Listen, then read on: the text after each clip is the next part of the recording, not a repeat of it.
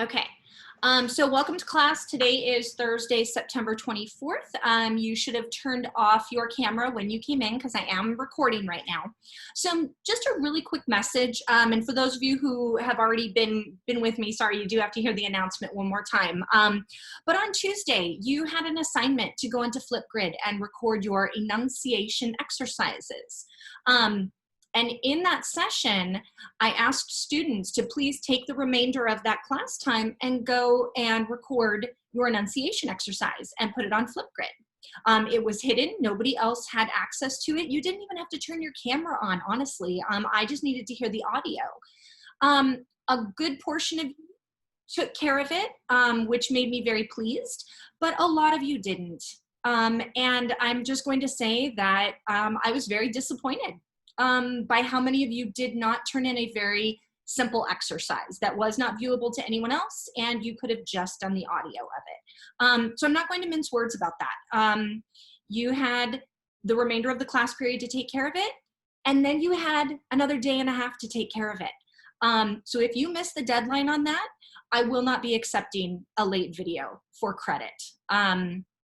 If you choose to do it at this point, just understand that you are doing it and you will be receiving a 0 on it because you were given so much time in class and another day and a half afterwards to take care of it. So it is what it is at this point. So let's make sure that we remember we only have a little under 2.5 weeks left in the quarter, and it's really important that we finish strong. And that should be kind of the mantra for all of your classes at this point. We want to finish strong.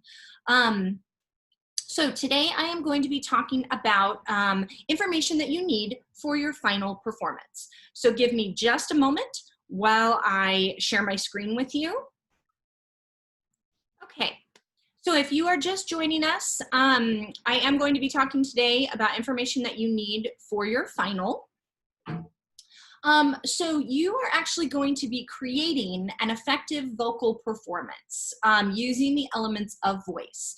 Now, the example that I am giving you here is actually an example of what the assignment looks like when we are back in the classroom together. But I want to be really clear.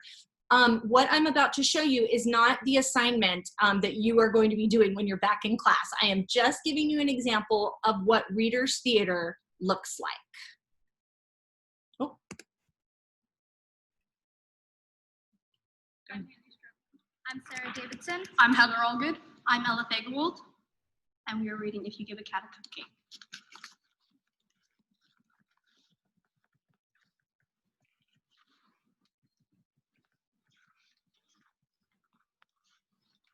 If you give a cat a cupcake. If you give a cat a cupcake, he'll ask for some sprinkles to go with it. When he asks for some sprinkles, he might spill some on the floor. Cleaning out will make him hot, so you'll give him a bathing suit and take him to the beach. He'll want to go in the water and build a sandcastle too. Then he'll look for seashells. He'll find a few other things as well. See that he found. Okay, so I'm going to pause it there. So this is an example of our children's theater, Reader's Theater from the last school year. If we were in our classroom together, this is what it would look like. But because many of us are staying on distance learning and because we are still in distance learning right now, it's going to look a little different. So I have shared this slideshow with you on Schoology, and this is a really wonderful document of a collection of words that describe someone's voice. So that when you are describing the videos that you're going to watch between today and tomorrow, I want us to definitely move away from ideas like, well, the voice was loud, or the voice sounded good, or the voice sounded bad. Those would actually be really ineffective and inaccurate ways to describe someone's voice. So here you have words like, the voice is thin, a voice or sound is high and unpleasant to listen to. The voice is appealing. An appealing voice shows that you want help, approval, or agreement. So these are all really great adjectives we can use to describe voice. And in the Google slideshow that I shared with you, you can actually click on this for a Google Doc version so that you can make it bigger and you can have it in front of you when you're watching your videos. So your assignment starting today, and this will be due tomorrow, Friday by 11:59 p.m., is to choose 3 videos to watch and respond to. So you'll be watching and listening carefully to 3 videos in this slide deck in order to characterize the narrator's speech using that document that I just showed you. So you're going to review the examples provided, and you are absolutely free to use the sentence frames when writing your responses. So you will watch and respond to 3 videos, and you will also write a personal goal statement for your Theater 1 Readers Theater Final. So let me be very clear. This assignment that I'm talking about right now is not your final. This is in preparation for your final. I will be giving all of the details for your final assignment on Monday, September 28th. So this is your assignment for today and is due Friday by 11:59 p.m. So what I've done is I have shared a number of different videos with you. And all of the videos show celebrities reading children's books. So this one you have Oprah Winfrey reading The Hula Hooping Queen.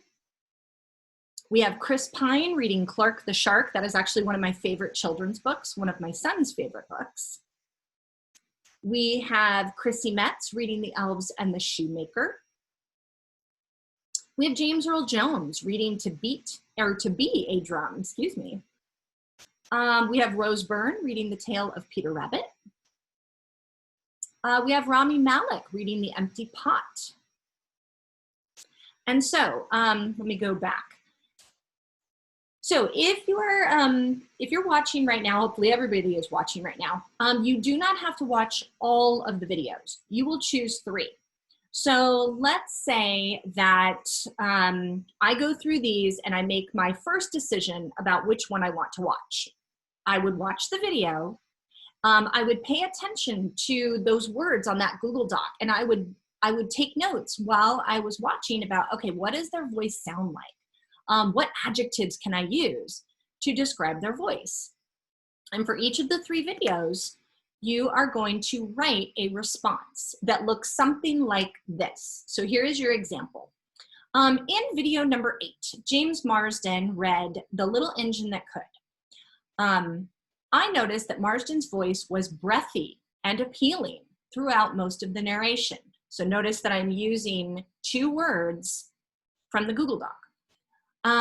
But that he used a hoarse and gravelly voice when performing as the villain of the story. So then I'm using more adjectives here.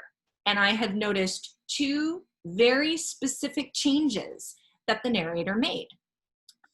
He also varied of the speed, excuse me, he also varied the pacing of the reading, speeding up during moments of excitement and slowing down when the tension was lower. So this is a very brief response. We have, let's see, 1, 2, 3. So 2 to 3 sentences really, but you want to make sure that those sentences focus on adjectives from the Google Doc. So there's your example of what you'll be doing, and you'll be doing this for 3 different videos. So I've given you sentence frames for this, and what you can do is you can actually copy and paste this into your own slideshow, saying in video number, you add the name of the actor, read, title of book. I noticed that, and you would use the actor's last name, voice was, and you use adjectives to describe the voice throughout most of the narration. And then an additional sentence or 2 to describe the actor's voice. So those are your sentence frames, and you'll be doing that 3 times for 3 different videos. And then you are going to write a personal goal statement for your Theater 1 final. When reading my own story for my Theater final next week, I will remember to vary my voice inflection, use appropriate volume, articulate my words, and be creative with ways to vary the style of my voice for different characters and moments in the story.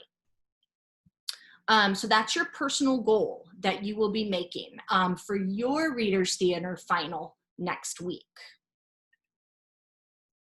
And I've given you a sentence frame for that as well, to make it as easy as possible for you to write your personal goal statement. Okay, I'm going to stop recording now, and I'm going to stop sharing my screen so that you can ask me questions. Please do not take yourself off of mute. Please type your questions in the chat. So looking at Schoology week 7, I go to the Thursday folder, and I see that there's a check-in that I have to take care of. I see creating an effective vocal performance in preparation for your final, and I see Reader's Theater response and goal setting. Okay, so I see 2 things for Thursday. So I'm going to start by clicking on creating an effective vocal performance. And when it loads, I should see the slideshow that I just went over. And of course, it's taken a little while for us. There we go. Okay. So if I go through these slides, I know that I have to choose 3 of these videos. So I can choose video number 1, number 2, number 3, number 4, number 5, number 6. So I have 6 videos to choose from. I watch 3 of them. And then I see the example. I know that I have to write something like that. I see sentence frames. And I see an example of a personal goal statement. But what I notice also is that I cannot edit on this. So I must not be able to edit on this one. So that means I'm going to go back to my folder. And I'm going to see that there is an assignment there that says Reader's Theater responses and goal setting. And I'm going to click on that. And this may look different than yours because I don't have the student view, but that is an assignment. And there should be a link for you to click on.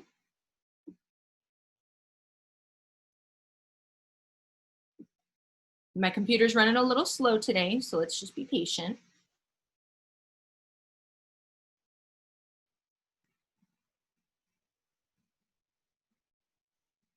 We love technology. There it is. So I am going to watch those 3 videos, and then I'm going to use the purple slide deck, the one that says Reader's Theater responses and goal setting, to actually type my responses. Oh, look at that. I have a document with all of the adjectives there again. I have the examples in the sentence frame, so I don't have to keep going back and forth. And then I have 4 slides, 4 places to type a response. So I type my response to the first video I choose there. I type my response to the second video I choose here. And I type my response to the third video that I choose here. And then I type my personal goal for when I am doing a video of this for next week. So you are setting a goal in anticipation of your final. And once you've done that, and yours looks different than mine, but there will be a submit button. And remember, that's the one that a lot of people have been forgetting to do. And I cannot grade it unless you submit your work. So once you have completed your slideshow, then you turn it in to me. And that is due by 11:59 p.m. tomorrow night.